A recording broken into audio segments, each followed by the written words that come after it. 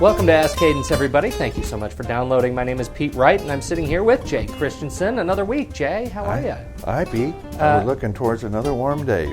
This is. I'm ready to be done with it. But we have a great problem card. I think this is fantastic. And I think this is another one that everyone's experienced. I'm going to go ahead and say that and generalize. I think everyone's probably experienced this. Management is unrealistic about impact on CSP. More specifically, management thinks problems can always be solved without CSP impact. You got a problem, it's okay. I have faith that you can take care of it without impacting the project. Is that true? Yes, it's amazing how people can think down this path. It's just truly amazing. So where does that come from? Is that illustrating the age-old, legendary disconnect between management and the people actually doing the work? Yes, and also unrealistic expectations on the part of management. And a manager wants the people to look deep enough and long enough to find a very good, elegant solution. And I think one of the mindsets behind this kind of a statement that a manager would make is they have experienced in the past situations where people come to them with the first thing they think of in terms of solving the problem. And the impact may be huge. And the functional manager, in some cases, is now combating that kind of behavior from their team member with this statement, bring me back a solution that doesn't impact CSP. What they really are asking for, I believe, is a thorough, in-depth analysis of the alternatives. So you don't think they're just being completely hyperbolic for no reason, you think there's actually motivation behind it? Correct, I do. Now there are some people, of course, that believe that there is a solution or a number of solutions that don't impact CSP. Well, in actuality, there might be. But how long would it take us to find it?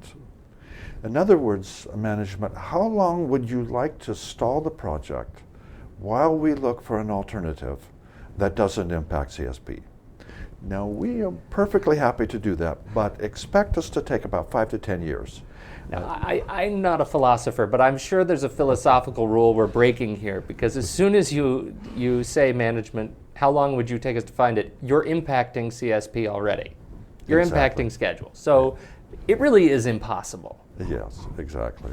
Right. So if we start back from the beginning, right? If you're a project manager and you run into these problems, what do you do? How do you present a problem where you don't get this kind of answer? What kind of documentation, rigor, research do you do so you can make your management, your functional manager or your steering committee satisfied that you've done the kind of thinking you need to do? Here's my favorite response, and this one I like really, really well because I have seen it used effectively in a number of instances, and that is the problem-solving tool. And along with that is the CSP trade-off matrix. If you would, for a moment, picture a grid. Up the left-hand side is CSP. Across the top are 3 parameters: maximize, minimize, and accept. So, out of CSP, what is the number one priority? Is it cost, is it schedule, or performance? The next question, what's the number 2?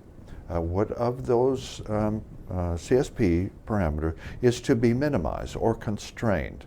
And then what is priority number 3, which is the parameter that has the most flexibility? So we can put together this grid then of number 1, number 2, number 3, cost, schedule, performance. So when management, we take them a problem and they say something like, I'd like you to continue to look for alternatives until there is no impact on CSP.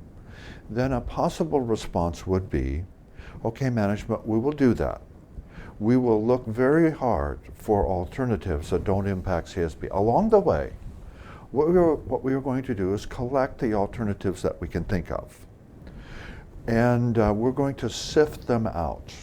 And after a reasonable period of time, Management, you can tell us what that reasonable period of time is, but 3 to 5 days is a reasonable amount of time.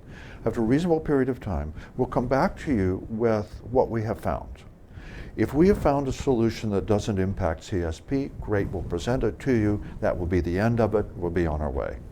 If, however, at the end of this reasonable period of time, we're not able to find an alternative that doesn't impact CSP, what we're going to ask you to do is either confirm or change our assessment of the number 1 priority, number 2 priority, number 3. We're going to ask at that point, okay, management, we've not been able to find one that doesn't impact CSP. Now, since we've not been able to do that, what is the next best solution that you would accept? And at that point then, we can present to them not only the effort that we've gone through, we can present the fact that we've not yet been able to find an alternative that impacts CSP.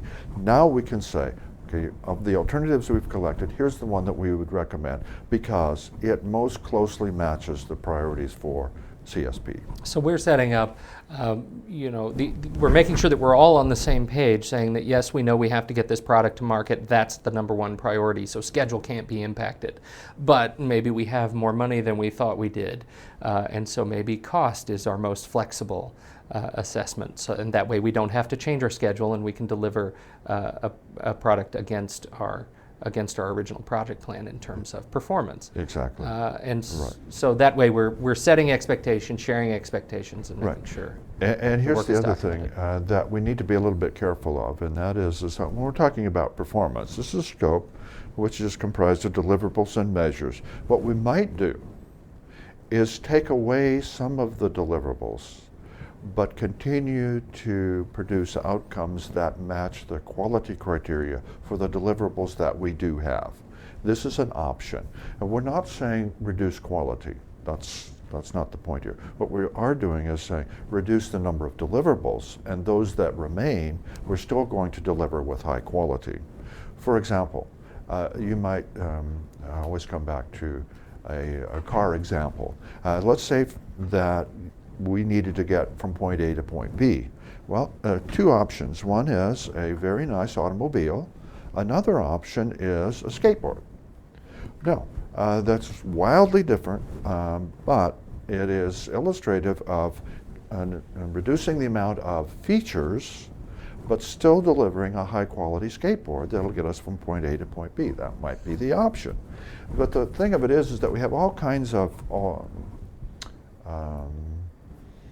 discussion points around what is the most highest priority and which ones can we flex on. Right. We might get rid of one wheel, but the other 3 will be really up to spec. That's correct. Exactly. That's a great discussion, Jay. I think the bottom line is, you know what, your manager may love you after all. Right. Thank you so much. On behalf of Jay Christensen and I am Pete Wright. This has been another episode of Ask Cadence.